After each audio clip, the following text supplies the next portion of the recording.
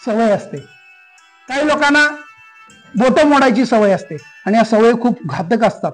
जगातला चांगला वक्ता अमेरिकेतला एक भाषण देत होता आणि भाषण देत असताना त्याला सवय होती की कोटाची आपली जी 3 बटणं आहेत ती उजव्या हातानं एकदा बटणं काढायची आणि पुन्हा ती बटणं घालायची, बटणं काढायची, बटणं घालायची. त्याच्या मित्राला वाटलं की अरे आपल्या मित्राला सवय चांगली नाही, लोक त्याचं ऐकायचं सोडून त्याच्या हाताकडे बघतात बटणं कशी घालतो, एका हातानं कशी घालतो ते. त्यानं गंमत केली. तो म्हटला की आपण गंमत करूया आता. एकदा लेक्चरला जात असताना गाडीतनं 2 जण चालले होते. हा स्टेजवर जायच्या अगोदर यानं हळूच त्याच्या कोटाची 3 बटणं कापून टाकली. वक्ता स्टेजवर गेला, कोट घालून गेला आणि मग ते बटन घालायला बघायला लागला, तेव्हा त्याला बटन सापडलं नाही आणि त्याच वेळी तो मूक झाला, त्याला बोलता आलं नाही. सवय चांगली होती का वाईट होती? वाईट सवय होती. ती बंद व्हावं म्हणून मित्रांनो प्रयत्न केले, पण योग्य पद्धतीनं ते प्रयत्न केले नाहीत. त्यामुळं त्याचा घातक परिणाम झाला. तो आयुष्यभर पुढे बोलू शकला नाही. एखादी सवय अशी तुमच्या आयुष्याला काळा डाग लावण्यास तत्पर होऊ शकते. काही मुलांना तोतरेपणा असतो, ही जन्मापासूनची सवय नसते, नंतर त्यांनी स्वीकारलेली सवय असते ती. त्याच्यावरही इलाज असतो, ती आपल्याला सवय बंद करता येते. काही ना दात खायची सवय असते, उगाच दात खायचे बिनकामाचे. काय घडलं मनासारखं नाही घडलं की लगेच दात खायचं, दात ओठ खायचं, डोळे मोठे करायचे, हाताचा गुद्दा करायचा, आक्रमक व्हायची सवय असते. काही मुलं अशा प्रकारे केवळ सवय म्हणून, मजा म्हणून, थ्रिल म्हणून घरातलं आणि शाळेतलं, समाजातलं नुकसान करायला लागतात. डिजिटल वाईटच आहे हो, पण काही मुलांना सवय असते चौकात डिजिटल लागला का नाही त्याच्यावरचा धचमा करायचा, ब्लेड न्यायचं आणि त्याचं ते काना मात्रा कापून टाकायचे, किंवा एखाद्या भगिनीला मिशा लावायची तिथं स्केच पेन करतात. ही सवय असते, त्याच्यातून त्यांना आसुरी आनंद मिळत असतो. या सवयी आपल्याला लावून घ्यायच्या नाहीयेत. मनामध्ये सतत भीतीचं वातावरण असतं. संध्याकाळी असं वातावरण असेल तर आजी बघा, संध्याकाळी घर झोपताना दार बंद केलं तर 7 वेळा सुनेला विचारते, आडना घातलास का, कडी घातलीस का, दार बंद केलंस का. भीती असते मनामध्ये. ही भीतीची सवय मनातली बंद झाली पाहिजे. काय मुलांना उगाच दररोज शाळेला येतो, दररोज जिन्यावरनं वर चढतो, पण प्रत्येक वेळा त्या पायऱ्या मोजायच्या, उतरताना पायऱ्या मोजायच्या, चढताना पायऱ्या पहिल्या दिवशी मोजल्या, मनात ठेवल्या ठीक आहे, पण दररोज प्रत्येक वेळा उतरताना आणि चालताना जर ते मोजायला लागला तर ते सुद्धा सवय घातक आहे, वाईट सवय आहे. लहान मुलाची एक सवय सांगितली जाते किंवा एक उदाहरण दिलं जातं. एक लहान मुल होतं, अगदी 4-5 वर्षाचं, आणि घरात आजीनं स्वीटकॉर्न आणला होता. उकडली होती कणस मस्तपैकी मीठ घालून, आणि घरातली माणसं सगळे खात होती. त्यानं एक कणीस घेतलं आणि ते खायला लागलं आणि मध्येच म्हणले की आई मला शी आली आहे. मग ते चाललं, आई त्याला घेऊन चालली संडासकडं. त्यावेळेला आई म्हणली अरे ते कणीस इथं काढून ठेव, ती सवय चांगली नाही. चांगली नाही, मी बुडवून खाणार आहे. यातला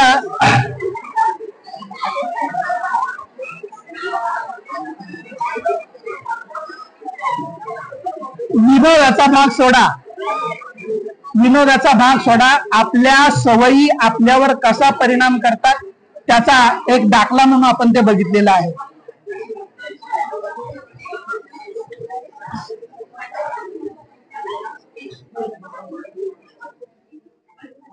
सवयीचा परिणाम कसा होतो बघा. एकदा एक कोळीने एक मासे विकायला शहरात आली. मासे विकले, पण विकायला खूप वेळ झाला, परत जायला गाडी मिळाली नाही तिला. ती विचार करत बसली होती. शेजारी फुलांच्या माळा विकणारी माळीन होती, फ्लॉवर शॉप होतं तिचं. मग तिला म्हटली अक्का आज असं झालं, मला शेवटची गाडी मिळणार नाही, आता मी काय करू ग. ती म्हटली चल माझ्या घरला, आजच्या दिवस वस्ती कर, उद्या सकाळी जा. ती माळिनीच्या घरला गेली, जेवली, खाल्ली.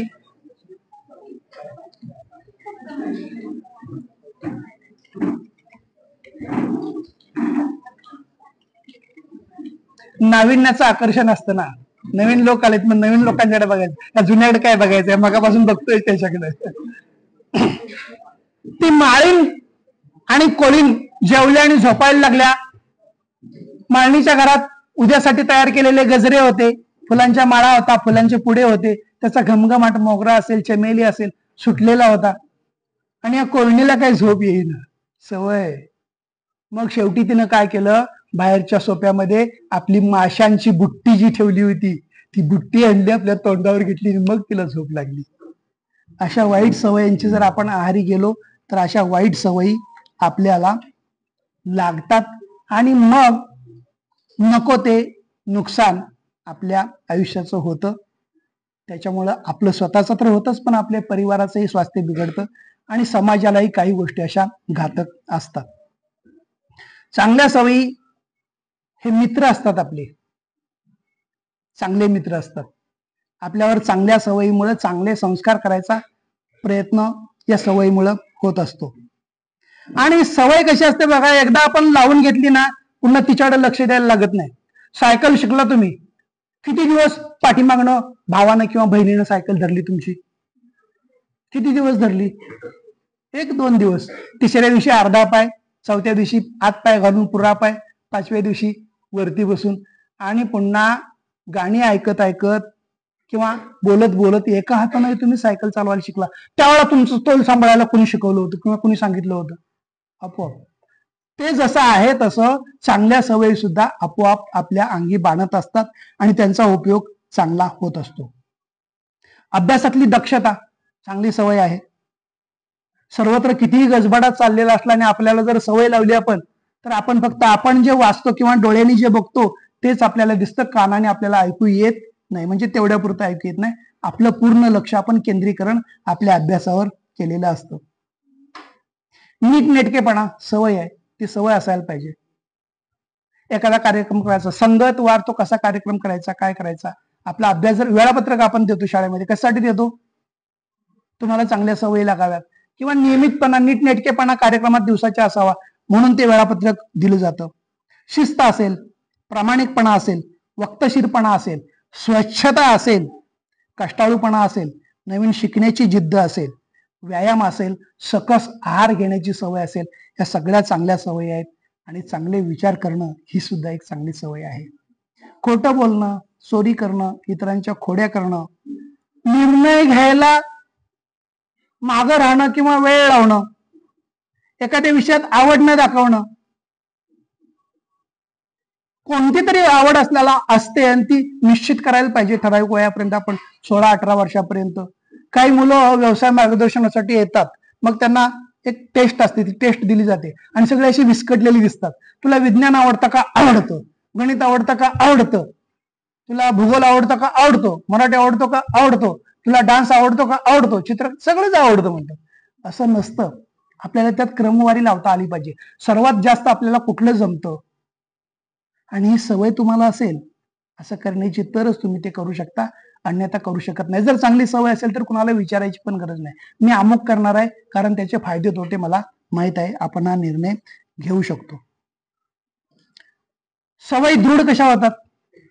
चांगल्या आणि वाईट दोन्ही सातत्यानं त्या करत गेलो आपण, पुनरावृत्ती त्यांची केली तर.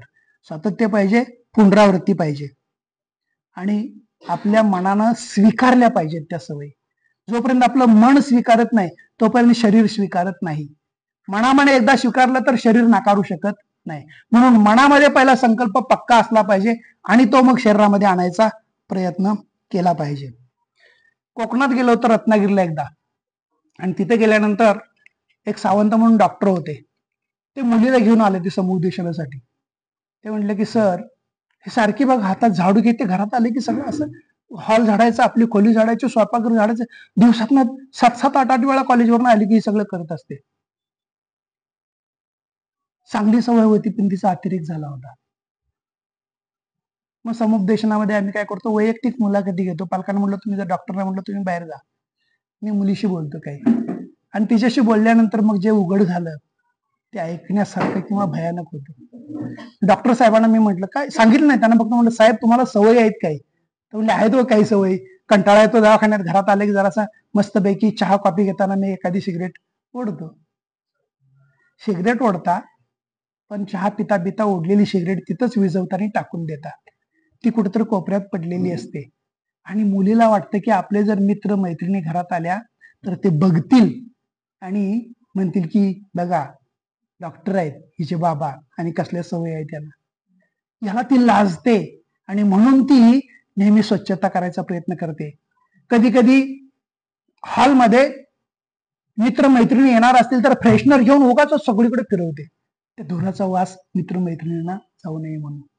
आणि मग डॉक्टर म्हणले सॉरी सर, एवढं गंभीर परिणाम होतात मानसिक हे मला माहित नव्हतं, तुमच्यामुळं कळलं.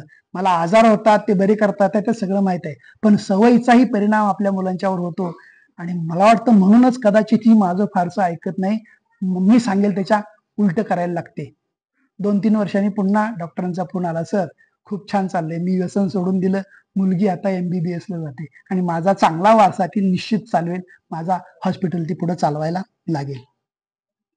अशा पद्धतीनं आपल्या सवयींचा इतरांच्यावर परिणाम होणार नाही याची दक्षताही आपण घेतली पाहिजे किंवा इतरांना त्या लागल्या नसल्या पाहिजेत याची काळजी घेतली पाहिजे.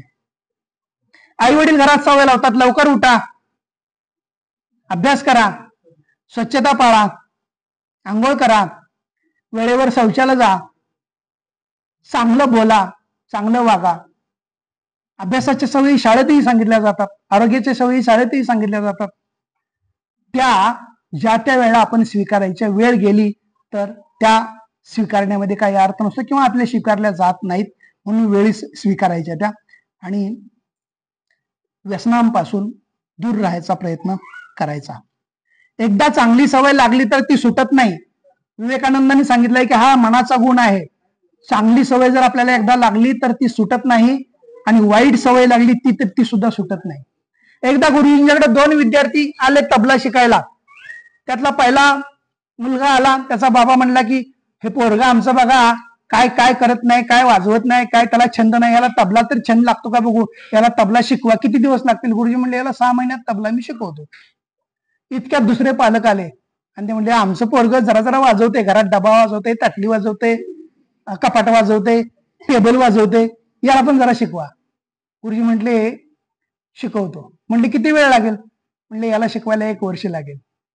अहो त्याला काहीच येत नाही, त्याला 6 महिन्यात शिकवतो म्हणताय. माझं पोरग जरा जरा वाजवते, इकडे वाजवते तिकडे वाजवते, तो म्हणता की याला वर्ष लागेल. म्हणले होय का, का म्हणजे तो जे काय चुकीचं आणि वेडवाकडे शिकलाय ते पुसून टाकायला मला 6 महिने लागतील आणि त्यानंतर मी त्याला चांगला तबला कसा वाजवायचा हे शिकवेन. गांधीजींच्या आश्रमातली गोष्ट घडलेली आहे, त्यांच्या प्रयोगामध्ये पण दिलेले आहे. लोक सांगतात एक आजीबाई गांधीजींच्याकडे आल्या आणि म्हटल्या की माझा नातू गुळ फार खातो आणि त्याला जरा सांगा गुळ खाऊ नको म्हणून. गांधीजी म्हणले त्याला 15 दिवसांनी या.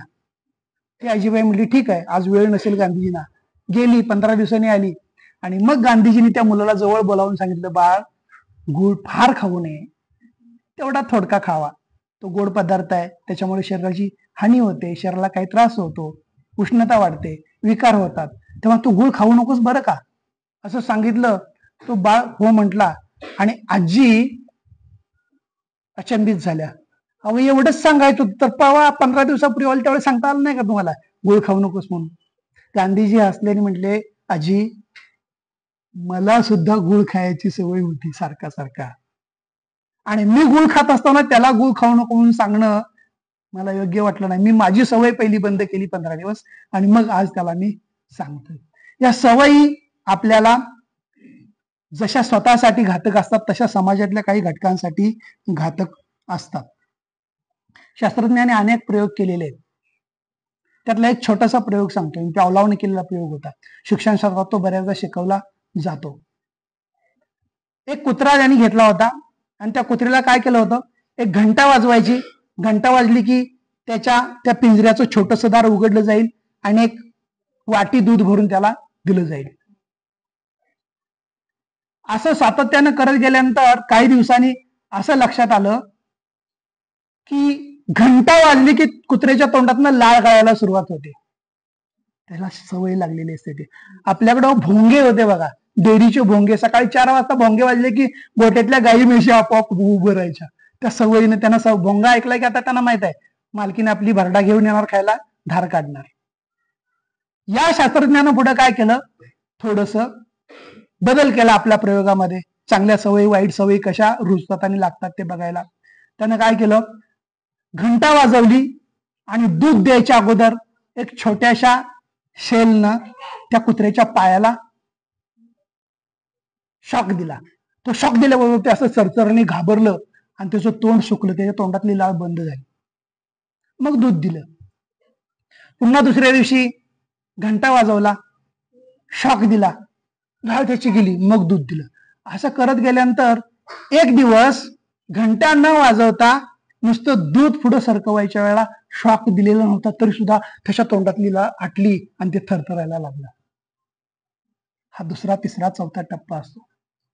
घातक परिणाम असे घडत जातात मनावरती आणि मनाचा परिणाम मग आपल्या शरीरावरती होत असतो. बाल्यपणात ज्या सवयी तुम्हाला लागतात त्या आयुष्याच्या शेवटपर्यंत टिकतात. म्हणून लहानपणात चांगल्या सवयी लावून घेतल्या पाहिजेत. वाचनाची सवय लावली पाहिजे, वेळ टाळण्याची सवय लावली पाहिजे, संगत चांगल्याची करायची सवय लावली पाहिजे, तशी वाईटाची टाळायची सवय पण केली पाहिजे. विचार करण्याचे फायदे तोटे आपण समजून घेतले पाहिजेत. आपलं वेळापत्रक बनवलं पाहिजे. आपल्याला जाणीव पाहिजे आपण काय करत असतो तो. आपण संकल्प केले पाहिजेत आणि आपल्या असणाऱ्या सवयींचं सगळ्यात पहिलं आज जाऊन तुम्ही वर्गीकरण करा. एकट्या एकट्याने करा, मला चांगल्या सवयी कुठल्या आहेत, वाईट सवयी कुठल्या आहेत. आणि मग हळूहळू हळूहळू हळू त्या वाईट सवयी ज्या आहेत त्या सुद्धा, त्या आता ताईला ती वेणी अशी करायची सवय आहे, सवय लागली होती, कुठेही गेली तर ती वेणी करणारच. त्यामुळे काय होतं, इतरांचं लक्ष विकेंद्रीकरण होतं. तिचं तर होतच, मनात काहीतरी चाललेलं असतं. कोकणातली गोष्ट आहे, शामराव माने म्हणून आमचे मित्र आहेत, ते शिक्षक होते वालावलकर हायस्कूलला. आणि वर्गात पहिला तास फर्स्ट इम्प्रेशन चांगलं झालं पाहिजे असं त्यांना वाटायचं. म्हणून गेल्याबरोबर ते शिकवायला लागले कुसुमाग्रजांची आई कविता.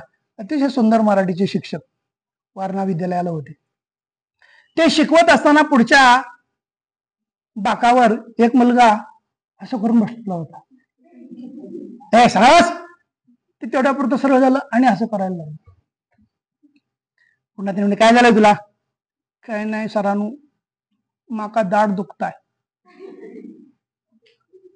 जा म्हणले औषध घेऊन ये जा. पाठीमागे एक विद्यार्थी होता, वेळानं आलेला होता, पाठीमागे बसलेला होता. त्यांनी फळ्यावर लिहून दिलं आणि मग सर म्हटले, आज आपण कविता शिकणार आहोत. सरानू माका जमत नाही. अरे गमत नाही तर कशाला आलाय शाळेत, जा घरला म्हणले. गमत नाही, हा भाषेचा प्रश्न आहे. पुन्हा यांनी काही अवघड शब्द लिहून दिले, अर्थ लिहून दिले. पुन्हा ते पोरगं म्हणते, सरानू माका गमत नाही. अरे तुला किती सांगायचं, माझा काय तास मोडायला आलायच काय तू, जा घरला म्हणले, गमत नाही तर. ते पुन्हा खाली बसले. तिसऱ्यांदा उठलं आणि ते रडायलाच लागलं. गृहपाठ देत होते ना, आजचं ठीक आहे, गृहपाठ लिहून घेतला नाही, उद्या गृहपाठ नाही केला तर मग उद्या शिक्षा मिळेल. सरानू माका गमत नाही. ते त्यांना उचलून घेतलं शामरावानी आणि घेऊन गेले मुख्याध्यापकांच्या खोलीत. चंद्रकांत आडनाव ते सर, मधुकर सर होते तिथं. ते म्हटले की शामराव तुम्हाला इकडला अनुभव नाही आहे. ते पोरगं कुठं बसलंय? थांबले पाठीमागे बसले, उगाच त्रास द्यायला. ते काहीतरी बोलले की सगळे मागची मुलं पाठीमागे बघतात, सगळ्या वर्गाचं लक्ष बिघडून जातं. ते काय म्हणताय? ते म्हणते सरांनो माका गमत नाही. अहो ते जे बोलतंय तिथल्या स्थानिक भाषेत बोलतंय आणि स्थानिक भाषेमध्ये गमत नाही म्हणजे मला दिसत नाही असा त्याचा अर्थ होतो. तुम्ही त्याला पाठीमागनं उठवा आणि पुढे बसवा, निश्चित ते तुम्हाला प्रतिसाद देईल. आणि मग शामरावने उरलेल्या तासामध्ये त्याला पुढे घेतलं, ते आनंदाने त्या पाठात सहभागी झालं, त्यांची सगळ्यांपेक्षा चांगली उत्तरं द्यायला लागलं.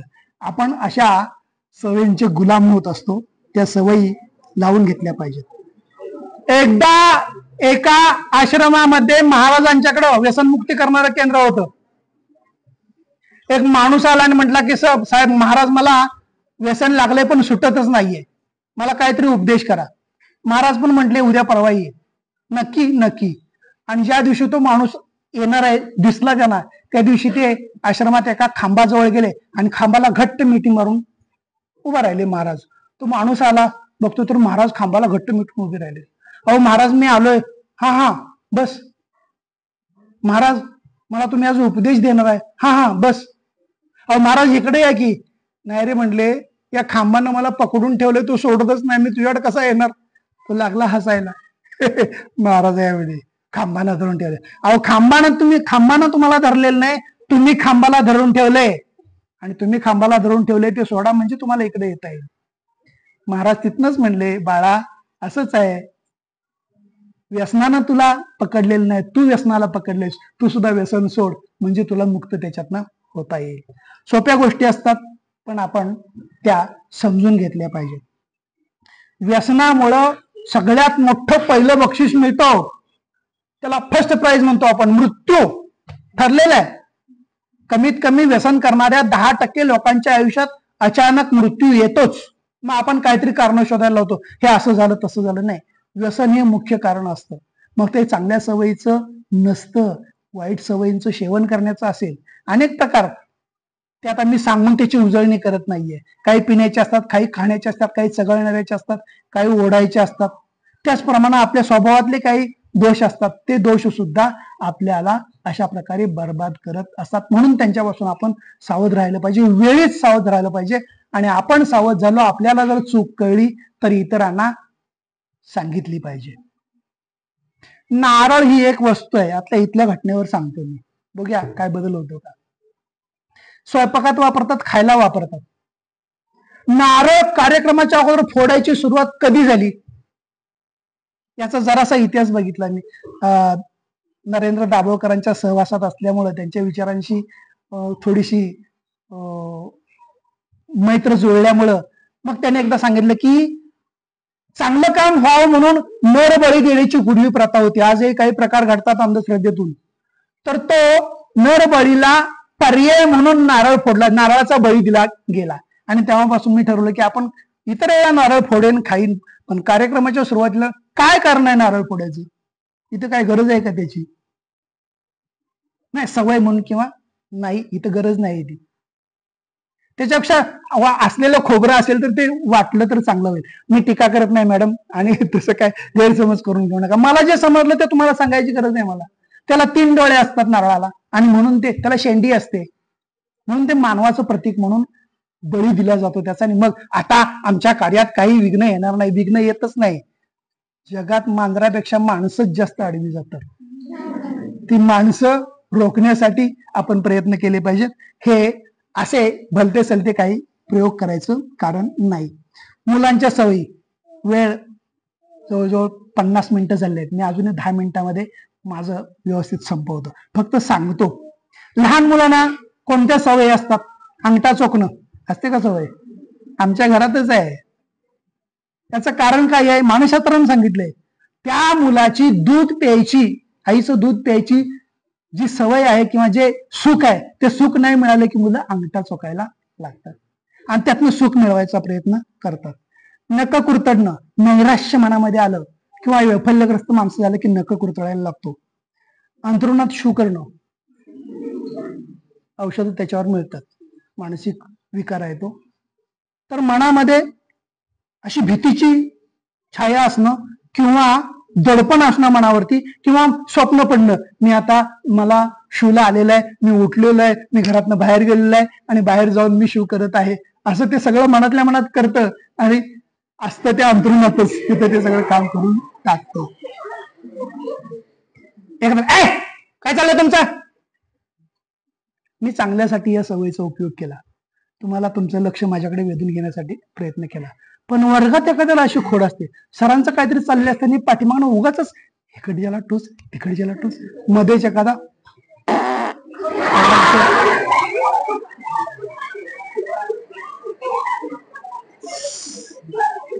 इतरांचं लक्ष वेधून घ्यायची सवय वाईट आहे ती आपल्याकडं असून. अति लाजाळूपणा असतो एखाद्याकडं, अति लाजाळूपणा पण चांगला नाहीये, मर्यादा असावी त्या लाजाळूपणाला. पण जेव्हा समोरची व्यक्ती आपल्याशी दिलखुलासपणे मन मोकळेपणानं बोलते त्यावेळेला आपण त्याच्याशी तसं बोललं पाहिजे. खाण्यापिण्याच्या सवयी असतात तुम्हाला चांगल्या, नको भाजीवाला बटाटा असला तर दे, नाही तर ती पकड्याची भाजी, मेथीची भाजी. अरे आरोग्याला चांगला आहे ते खावा ना, त्याच्यातनं जीवनसत्व मिळतात, खनिज मिळतात. बटाट्यातनं काय मिळतात, फॅट्स मिळतात आणि बटाट्यासारखे लट्ट व्हायला लागतात. चांगलं खायला सवय लावून घ्यायला लागतात, नाहीतर त्या सवयी लागत नाही. आक्रस्ताळेपणा, एखादं, आता याला चांगलं उदाहरण म्हणजे तुम्ही मालिका बघता का टीव्हीतल्या, मी पण बघतो, कधी बघतो जेवताना म्हणजे स्वयंपाकघर आणि आमचं दिवाणखाना एकच आहे ना, तिथं आई बघत असते त्यावेळेला, मुलं बघत असते त्यावेळेला बघतो, त्यावेळेला ती सायलीची मालिका कुठली तरी आहे, आवडते. आणि ती दुसरी जाऊ जी आहे तिचं नाव प्रिया तन्वी काहीतरी आहे, ती असं काहीतरी संकट आलं की अस्वस्थपणा झालाय, मला कसंच व्हायला लागलंय, माझ्या छातीत आकरच ताळेपणा करते. ती सवय असते, वाईट सवय असते. लहान मुलं हट्ट करतात, हट्ट हा सुद्धा वाईट सवय असते. लपून बसतात, लपून बसण्याची सवय आहे. चांगल्या ठिकाणी बसली तर ठीक आहे हो, म्हणजे एखादी चादर अंगावर घेऊन बसली, एखाद्या हौदाच्या आडाला जाऊन बसली, दाराच्या आडाला बसली, उगाच एखाद्या अडगळीच्या ठिकाणी गेली, तिथल्या एखाद्या विंचू त्यांच्या हातापायाला डंक मारला तर काय करायचं. सवय चांगली असायला पाहिजे. तोत्रेपणाचं आपण बघितलं. चोरी करणं ही सुद्धा सवय आहे, ती आपण बघितलेली आहे. पैसे पुरणारा मुलगा, माहित आहे तुम्हाला, पैसे पुरणारा मुलगा, सांगतो थोडक्यात वेळ काढून. बालवाडीच्या वर्गामध्ये एक मुलगा काय करायचा, दुपारच्या सुट्टीमध्ये जायचा आणि कोणाचं लक्ष नाही असं बघायचा, आणि तिथे ज्या कुंड्या ठेवलेल्या होत्या त्या कुंडीमध्ये माती उकरायचा आणि खिशातले 5 पैसे 10 पैसे त्या काळातले तो पुरायचा, माती झाकायचा, इकडे तिकडे बघायचा आणि यायचा. एक दिवस मॅडमने ते बघितलं खिडकीतनं, चुकून बघितलं, चुकून त्यांच्या नसल्या पडलं. तो मुलगा सारखं काय करायला जातो बाहेर, तर तो जाऊन कुंडीत माती पुर, प्रत्येक कुंडीत त्यानं पैसे फुडलेले होते आणि सारखं तो त्या सगळ्या कुंडींच्यावर बघायचा. मॅडम शहाण्या होत्या, त्यांना मानसशास्त्र चांगलं माहित होतं. त्यांनी सर्व वर्ग सुटल्यानंतर मुलाला थांबवून घेतलं आणि म्हटलं, बाळ मला माहित आहे. काय माहित आहे? मला माहित आहे, मी कुणाला सांगणार नाही, पण तू दुपारच्या सुट्टीत बाहेर जातोस आणि त्या कुंडीमध्ये पैसे पुरतोस. हो, मग का पुरतोस पैसे? हा, पुरतोय पैसे मी. अरे का पुरतोस? सांग. नाही, पुरतोय पैसे मी. का पुरतोय सांग, सांग नाही तर मी तुला सोडणार नाही घरी. असं म्हटला तो, मी पैसे एवढ्यासाठी पुरतोय की कधीतरी त्या पैशाचं झाड उगवेल. मग आंब्याच्या झाडाला आंबे लागतात, चिंचेच्या झाडाला चिंचा लागतात, तसं पैशाचं झाड उगवले त्याला पैसे लागतील, भरपूर पैसे लागतील. ते पैसे घेणार मी आणि काय करणार, घरात दररोज आई आमची काम करून आली की बाबा घरात दिवसभर लोळत असतो आणि आई आली की पैसे मागतो आणि मारहाण करतो आईला. इतकं मारतो की आम्ही सगळे घाबरून गेलेलो असतो, तिघही भाऊ बहीण भाऊ, आणि कोपऱ्यात बसलेलो असतो. कधी कधी आईला जखम होते त्याच्या मारण्यामुळं. मी असं करणार आहे की या झाडाचे सगळे पैसे उतरणार आहेत आणि बाबाला सांगणार आहे, जा पिझा काय प्यायचं तरी मर जा. सवय कशात नाही येतात, कशा मानसिक विचारांच्या वादळामधनं अशा काही सवयी आपल्याला लागतात, त्या आपण बाजूला सारायचा प्रयत्न केला पाहिजे. एक एक्सपेरिमेंट करणार आहोत आपण आता. सर्वांनी साथ द्या आणि मग आपण शेवट करणार आहोत. मी एक बॉक्स आणलाय आणि याच्यामध्ये 2 बाटल्या आहेत. किती बाटल्या आहेत? 2 बाटल्या आहेत. मी त्यातली पहिली बाटली तुम्हाला दाखवतो, या हिरव्या बाजूची. या बाटलीमध्ये काय काय आहे ते तुम्ही सांगायचं आहे. एकेकानं सांगत त्याशिवाय कळणार नाही. दोऱ्याचं रीळ आहे. कसं आहे, व्यवस्थित आहे का विस्कटलेलं आहे? आणखी काय? फूल चांगलं आहे का वाईट आहे फूल? आणखी काय इथं दिसतंय? खडू आहे. हे काय बघ जरा, सेंट आहे. कापसाचा बोळा नाही, नुसता तो सेंट आहे. त्याच्या खाली इथं काय आहे पाहिजे, शेवटी रे.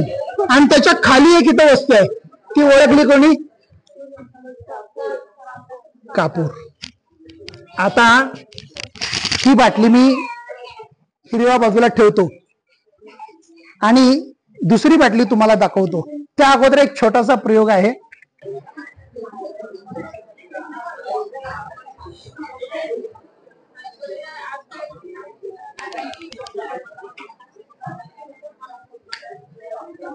मी दुसरी बाटली काढेपर्यंत याच्याकडे बघत राहा.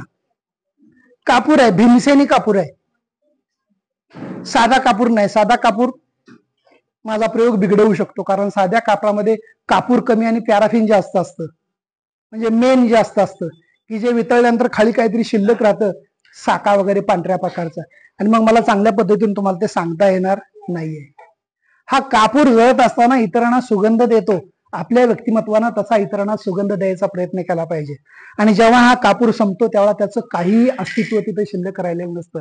आपण ज्यावेळेला इथून जातो त्यावेळेला तिथे काही शिल्लक राहू नये, कुठल्याही वाईट गोष्टी तिथं पाठीमागं राहू नयेत. एवढ्यासाठी हा प्रयोग केला कापडाचा. हा संपून जाईल तिथं काही तुम्ही घरी बघितलेलंच आहे की कापूर चांगला असेल तर कापूर पूर्ण जळल्यानंतर खाली काही शिल्लक राहत नाही, संप्लवन क्रिया होते. कापराचं द्रवरूप नसतं, घनरूप आणि डायरेक्ट वायुरूप असतं. काही वस्तू असतात अशा, आणि तो मग वायुरूप पेट घेतो आणि कापूर संपतो, तिथं काही शिल्लक राहत नाही. आता दुसरी बाजू, दुसरी बाटली मी जी आणलेली आहे ती तुम्हाला ओघड भागात ना दाखवणार आहे. त्याच्यातही काय काय वस्तू आहेत ते तुम्ही मला सांगायचं आहे. काय आहे इकडे, काय दिसतंय? काटे आहेत. हे काय आहे? सुरी किंवा चाकू आहे. हे काय आहे? कसलं फुल आहे? खराब झालेलं. हे काय आहे? दगड आहे. दगडाच्या खाली काय आहे? नारळाची शेंडी. त्याच्या पुढे काय आहे? रबर आहे. अनेक वस्तू आत कुठेतरी गेली आहे. खाली खाली खालच्याकडे काय इथं काळी वस्तू आहे. काय आहे?